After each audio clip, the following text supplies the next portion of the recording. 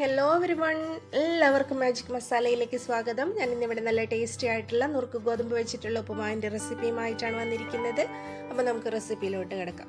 1 cup നുറുക്ക് ഗോതമ്പ് എടുത്തിട്ടുണ്ട്. നന്നായി കഴുകി കുക്കറിലേക്ക് ഇട്ട് കൊടുക്കാം. 1 കപ്പിന് 2 കപ്പ് വെള്ളമാണ് ഒഴിച്ചു കൊടുക്കുന്നത്. 1/4 ടീസ്പൂൺ ഉപ്പ് ചേർത്ത് കൊടുക്കാം. അടച്ചു വെച്ചതിന് ശേഷം നമുക്കിതൊന്ന് വേവിച്ചെടുക്കാം. ഹൈ ഫ്ലെയിമിലിട്ട് 1 വിസിൽ വരുന്ന വരെ വയ്ക്കുക. അതിനുശേഷം ലോ ഫ്ലെയിമിലോട്ട് മാറ്റിയിട്ട് 5 മിനിറ്റ് കുക്ക് ചെയ്താൽ ഗോതമ്പ് കറക്റ്റായിട്ട് വെന്ത് കിട്ടും. ഗോതമ്പ് വേവ് കൂടി പോയാലും വേവ് കുറഞ്ഞു പോയാലും ഉപ്പുമാവിന് ടേസ്റ്റ് കിട്ടില്ല. അപ്പോൾ കറക്റ്റായിട്ട് ശ്രദ്ധിക്കണം. സ്റ്റീം പോയിട്ടുണ്ട്. നമുക്കിതൊന്ന് തുറന്നു നോക്കാം. ഒട്ടും വെള്ളമൊന്നുമില്ല. ഗോതമ്പ് കറക്റ്റായിട്ട് വെന്ത് കിട്ടിയിട്ടുണ്ട്.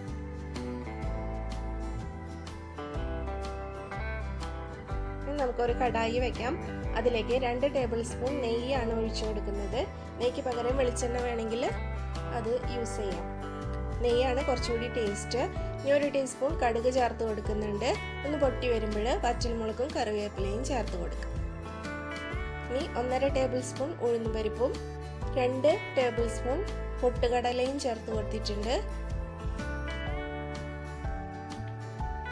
ചെറുതായിട്ട് മൂത്ത് വരുമ്പോൾ പച്ചമുളകും ഇഞ്ചിയും ചേർത്ത് കൊടുക്കണം. ഒരു 4 പച്ചമുളക് ചെറുതായിട്ട് കട്ട് ചെയ്തതും ഒരു ചെറിയ കഷ്ണം ഇഞ്ചി നല്ലതുപോലെ ചതച്ചെടുത്തതാണ് ചേർത്ത് കൊടുക്കുന്നത്. ഇത് രണ്ടും ഒന്ന് മൂത്ത് വരുമ്പോൾ നമുക്കിതിലേക്ക് സവാള ചേർത്ത് കൊടുക്കാം. ഒരു സവാള വളരെ നൈസായിട്ട് അരിഞ്ഞതാണ് ഇട്ട് കൊടുത്തിട്ടുണ്ട്. സവാള ഒന്ന് വഴന്നു വരുമ്പോൾ നമുക്കിതിലേക്ക് ഉപ്പ് ചേർത്ത് കൊടുക്കാം. 1/2 ടീസ്പൂൺ ഉപ്പ് ചേർത്ത് കൊടുക്കുന്നുണ്ട്. 1/2 കപ്പ് ക്യാരറ്റ് പൊടിയായി അരിഞ്ഞത് ഇട്ട് കൊടുത്തിട്ടുണ്ട്.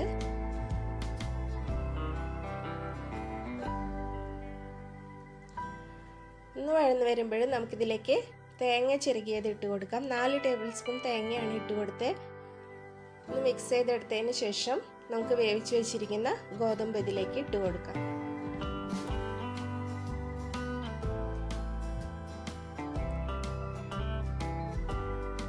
എല്ലാം കൂടി നല്ലതുപോലെ ഒന്ന് മിക്സ് ചെയ്തെടുക്കുക.